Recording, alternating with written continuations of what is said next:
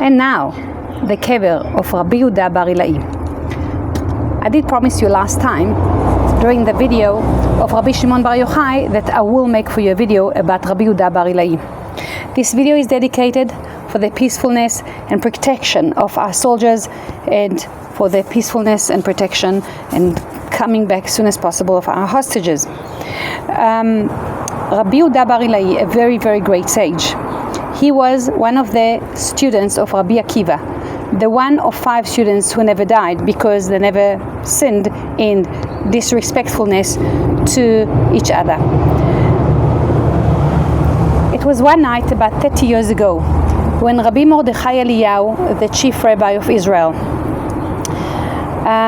went to sleep, and in his dream he sees a very big rabbi, a tzaddik, a holy man, looked like an angel, and he said to him, "I'm Rabbi Yehuda Bar Ila'i, and I'd like to ask you, why is it that everybody of Am Yisrael, they're all going to my friend Rabbi Shimon Bar Yochai, but no one is coming to my grave? Can you please help me?"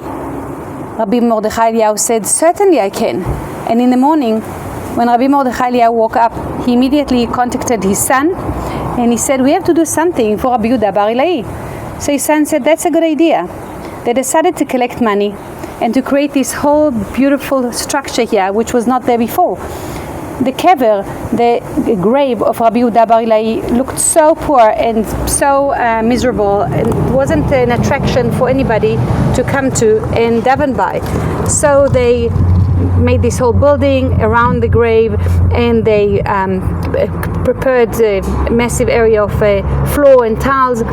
This kever became more and more popular with time, and it was known that if you come and pick a leaf from the olive tree that's outside the grave and you put a leaf in your wallet or purse, then that is sgula for parnasa, which means this is something that can give you a huge blessing in your livelihood. So people started coming from all over the world, picking leaves, until the tree almost disintegrated. Came a Jew from Tzfat and said, "We can't allow this tree to disintegrate, it's too precious." So he got permission to uproot it and to divide the roots. He then planted these roots behind the wall where I'm standing, and the project succeeded. There are above me about 20 trees of olives, all babies of that olive tree, and you can't really get there because there is a wall, but I normally pick up leaves from the floor for whoever wants some leaves. The question is, why a leaf from an olive tree outside the cave of Rabbi Yehuda Bar Ila'i, of the grave, the cave, is a sgula. It gives you a blessing in your livelihood.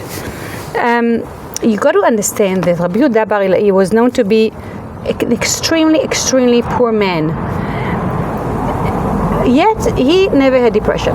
And you know that me being a psychologist, I've dealt with over 2,000 clients over the years, and I can tell you that somehow 3/4 of them, they had depression. They just my practice is seem to be mainly for depression. Now I teach many things in order of what people can do in order to get out of depression, and it's not that difficult to get out of depression. And for me, reading about the life story of Rabbi Yehuda Bar Ila'i and listening to the things that he did in order not to fall into depression, I can tell you that there are 4 or 5 customs or things that he used to do that is a part of the holistic approach of what I teach anyway, which includes 20 different guidelines as to how to get out of depression and anxiety. I'm sorry about the cars that are coming past here, but I still wanted to do this video by this grave because it's a very holy place. So let's go through his life story, and you'll see how he led his life in such a way that even though he had absolutely nothing, he was still a very, very happy man. He was always happy, and our sages said that his face always looked yellow, which means it was shiny. One day a princess, I think it was a Roman princess, looked at him and she said, "Did you drink wine that you are so extremely happy?" So he said, "I only drink wine on Friday night and Shabbat morning. I never drink wine any other time, and also Purim. Then the reason why I'm so happy is because the light of Torah that I learned all day long fills up my heart and my soul with lightness, with light, with spirituality, with meaning, with content, with something that's worth living for." So this is one of the recommendations that I anyway give to my clients, one of the 20, that if you have meaning and spirituality, that is a huge buffer against depression. If you listen to Shiurim and you learn material from Kabbalah that gives you meaning, and you get involved with spiritual activities, this is that can really help depression. One day he was busy eating some green leafy vegetable. It was called tradin. It wasn't very nice and it wasn't very easy on digestion. And his friends saw him being so happy, and they said, "What are you so happy about?" He said, "I'm so grateful that I have this vegetable. At least I'm not going to be hungry. And had I had salt as well, my face would have shown even more." And that's the second buffer to depression, which is gratitude. The more you are grateful for what you have, the more your brain is hearing, I have, I'm okay, I'm happy. And the brain is saying, well, if you're happy, then it's okay. Then we can produce some serotonin. But the more your brain hears, I don't have, I'm lacking, I don't have, I need this. Why does she have? Why does he have? Well, how come I don't have? The brain is saying, oh, you don't have? So we have to create now more adrenaline and cortisol to give you the energy to go and pursue what it is that you need. And these are stress hormones. So he was so grateful. We've got 70,000 thoughts that go through our brain every single day. Now, it's quite easy to dedicate 30 or 40 of them to thoughts of gratitude as you walk along your house, or when you are busy commuting, or in the car, or you're busy exercising, you're busy eating. There's so much that you can be grateful for. And just keep on thinking about what you're grateful for, what you'd like to thank Hashem for. It's a huge buffer for depression. When I do the video about depression, I will go into the research about the attitude of gratitude and the power of gratitude. He was also very particular about making brides really, really happy. He used to dance in front of them. Some people felt like, oh, you're just humiliating yourself. But he didn't care, because he felt it was a huge mitzvah. Even stopped learning Torah, cancelled Torah learning in order to go and make brides happy. Therefore, he merited to have Amud Anan above his head. Amud Anan is a pillar that looked like a cloud. It was full of light. It was a spiritual light. So because he didn't care to kind of humiliate himself, Hashem said, okay, then I will give you the glory that you deserve. And that's another buffer to against depression, is acts of kindness. And I will share with you some researches about acts of kindness and how that can really take people out of depression. On Erev Shabbat, before Shabbat, he used to wrap himself with white, cover himself with clothes that were only white, and he looked like, according to Chazal, Malach Hashem Tzvakot, like an angel, a proper angel. And whenever he saw people, he was so happy. He made them feel so welcome. He was so warm to them. In Hebrew, panim is face, and panim is your inside. What's happening in your inside is being reflected on your face. So your face doesn't belong to you. It's called Rashut HaRabim. It belongs to everybody else, because everyone can see your face. And therefore, even if you feel under the weather, if you can put on a smile, and when you see a friend, give her a hug, and how are you? So nice to see you. That in its own has got huge power to affect our neurology and our neurotransmitters. Some of the work in terms of depression you need to do from the inside out, or most of it, which I will explain. But a little part of it also works from the outside in, that when we watch our posture and our face and our facial expressions, even when we smile to ourselves, when we sit in a way that's showing strength, or stand in a position that's showing strength, as opposed to hunching and showing ourselves in the world I don't deserve, I'm unhappy, I'm insecure. That actually affects your neurology, and that creates adrenaline, cortisol, and fear response. But whereas when you sit in a position of strength, or stand in a position of strength and speak this way and smile and show confidence, and you show your light to other people, that actually brings in testosterone, which is a male hormone, which according to research, that's what happens. They've done a lot of research about that, which gives you more confidence. It also will increase your oxytocin, which is your love hormone, estrogen if you're a woman, which is a hormone of connectivity and relationships. So all in all, it's very important that you watch yourself, how you interact with others, even if you're feeling under the weather. Now, he was also a very humble man. Every day when he went to Beit HaMidrash, to the shul where he was learning, his students prepared for him a beautiful, beautiful chair. It looked like a throne. But every single day he used to go to that picture that was in the corner, turn it upside down, sit on top of the picture and said, no, this is fine for me. I'm quite happy here. And when people are humble, that's also a buffer to depression. Because when people are humble, they don't take anything for granted. They don't take anyone for granted. They don't expect anything. And whatever they have, they are pretty grateful for. So he was very, very humble. And his message to the world was, hey guys, I'm a temporary resident here. I'm not going to be here forever. And this is a true message for all of us. We're not going to be here forever. And therefore, this is time to collect as many mitzvot as possible, which is what I've mentioned in my Rabbi Shimon video, which you can watch and really enjoy. And Rabbi Yehuda said, Kol ha'oseh divrei Torah ikar. If you make Torah as the main thing of your life, b'derech eretz tefel, and whatever you need to do for your body and for your life as secondary important, osim oto ikar ba'olam haba. He will be made very important and a main entity in the world upstairs. Whereas v'chol ha'oseh derech eretz ikar, if you make your worldly life, your body, your physicality, your comfort, your all your worldly matter is the main thing, and divrei Torah tefel and Torah life is secondary. Okay, Judaism is just by the way. When it fits within my life structure, then it's fine. Osim oto tefel ba'olam haba, then this person is going to be secondary important, not very important in the world upstairs. And he lived his life by that. One day,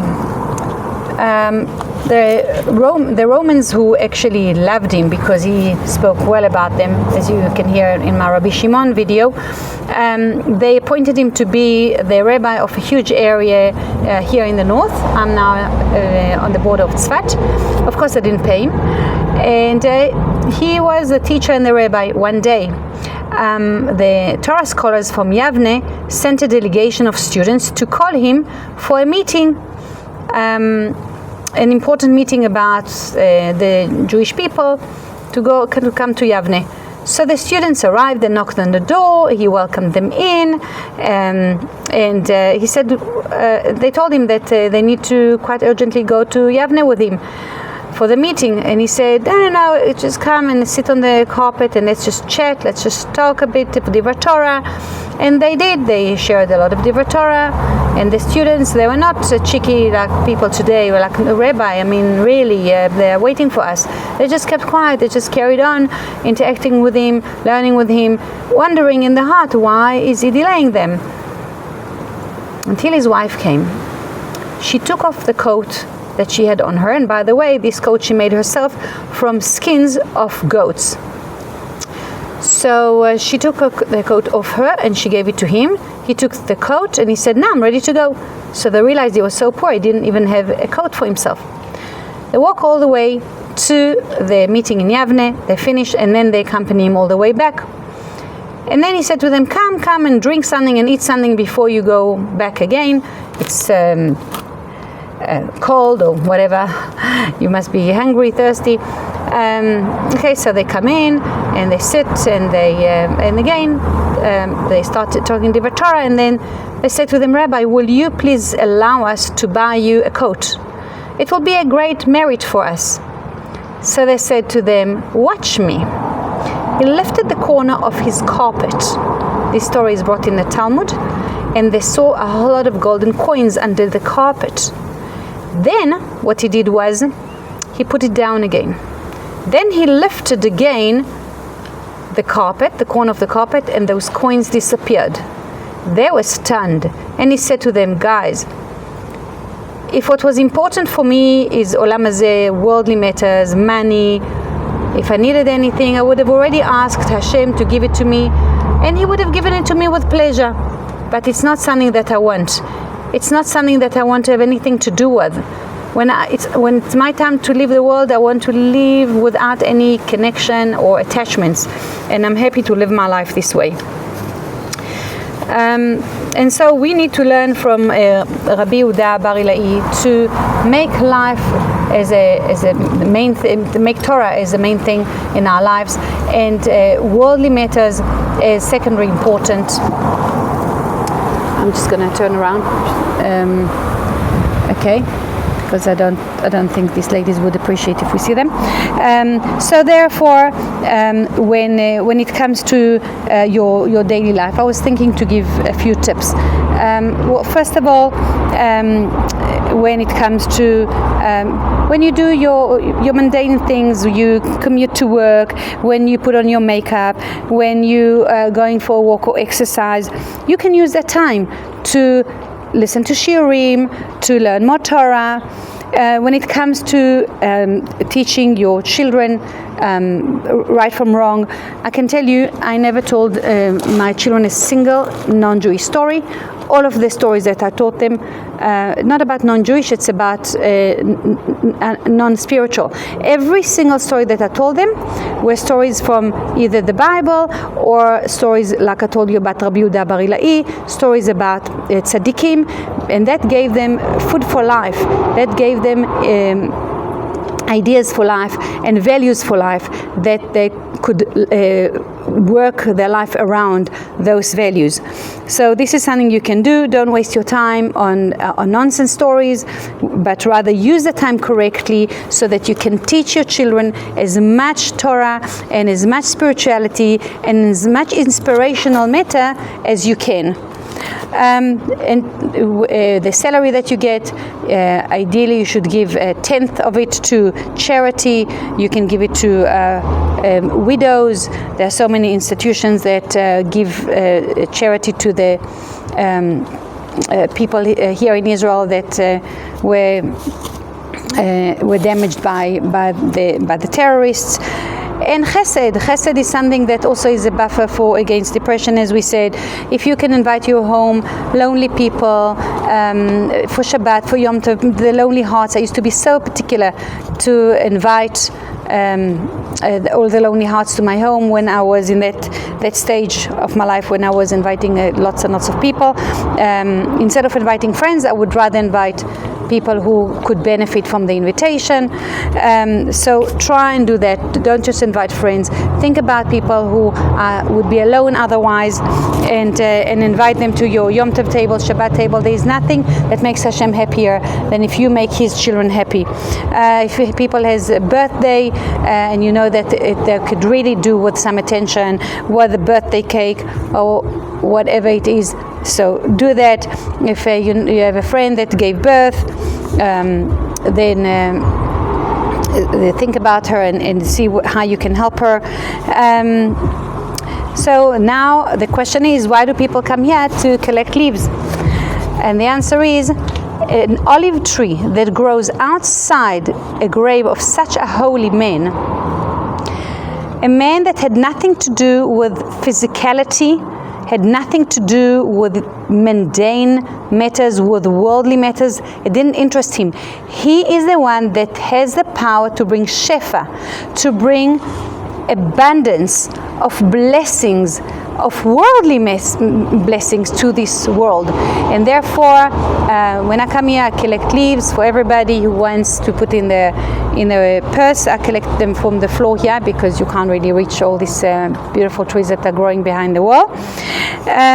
So just to summarize, just a few buffers for depression that we learn from Rabbi Yehuda Bar Ila'i. It's living your life with spirituality and meaning. Without it, it's very, very hard to actually have a real, true, happy life, to have gratitude, to notice everything Hashem does for you and be grateful for it. I can tell you every single time I go shopping and then I drive home with food in the bonnet, in the boot, in the bagage, I don't know how you say, the back of the car. I sit inside the car and I say Mizmor LeTodah. This is a chapter of in Psalms about gratitude. Because Hashem did not owe me all this abundance of food, I could have really done pretty well just with dry bread and water. I mean, I would have fallen into a depression, but I would have survived. And learning we learn from him how to make people happy and reach out and to make sure that you realize that your face is a public domain. It doesn't belong to you, it belongs to the public. And to be humble. So these are the lessons we learned from Rabbi Yehuda Bar Ila'i. And I hope that gave great pleasure to Rabbi Yehuda Bar Ila'i, and that his spirit is going to bless our soldiers. It's just really, really upsetting for me to see our soldiers again. I'm seeing them again getting into their army clothes and looking at all these young men with massive backpacks carrying already like 30-40 kilos on them and a massive gun, and many of them are husbands and fathers, and so many of my clients are now going to war again, and it's just enough. We really have to do as much as we can to add more and more zchuyot for Am Yisrael, so that we will win the Sitra Achra. The only way to win our enemies, to win these evil powers that are trying to rule us, is through Mesirut Nefesh, is through self-sacrifice, and through doing the things that you're not sometimes very comfortable to do, getting out of your comfort zone and growing. So I really hope that you enjoyed this video. Sending you much love from the kever of Rabbi Yehuda Bar Ila'i. This is Erev Shabbat now, so sending you Shabbat Shalom if you are listening to it on Erev Shabbat. And it's a very big schus for me to be in Tzfat again. We are leaving Israel, going to Cape Town. Please go to spread Hashem's light over there. This is what we were asked to do. So anything for Am Yisrael, we will do full-heartedly and happily, because what are we here for in this world if not to serve Hashem and to serve Am Yisrael? Sending you much love.